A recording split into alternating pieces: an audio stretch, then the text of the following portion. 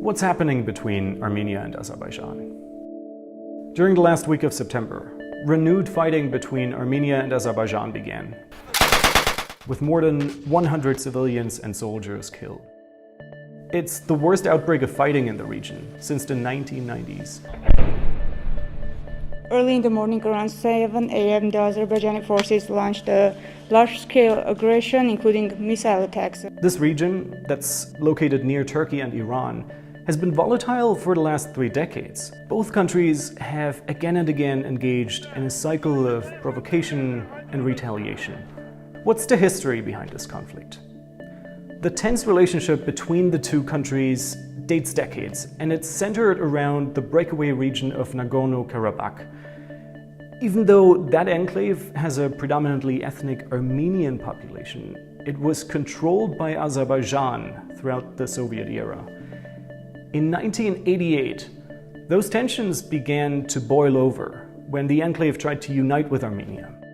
And when the Soviet Union collapsed in 1991, tensions escalated unrestrained. Armenia and Azerbaijan went to war over the enclave.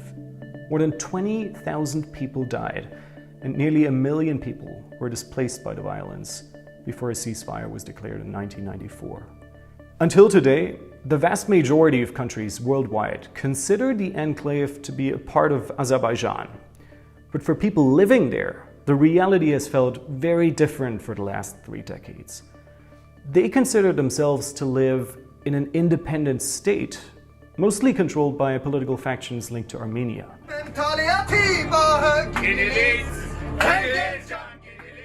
What's different this time? Armenia claims the latest fighting was triggered by an Azerbaijani attempt to regain partial control over the enclave. What's different this time, in comparison with prior clashes, is that the violence has raised fears of a full-blown military escalation, and in the worst case, of a regional conflict.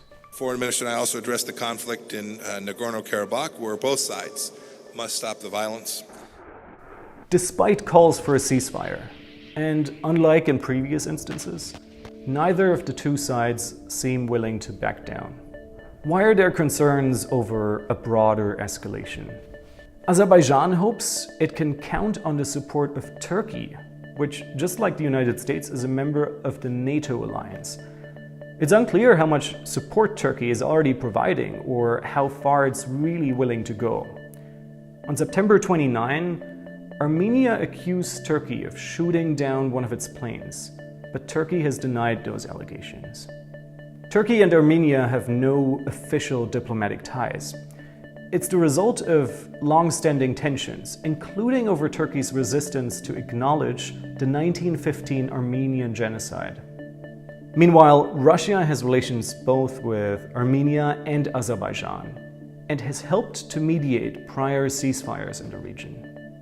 But Russia has also been accused of indirectly stoking tensions between the two countries in the past. And it has engaged in multiple proxy conflicts with Turkey in recent years. Some analysts fear that a prolonged conflict in the South Caucasus may result in Russia siding with Armenia.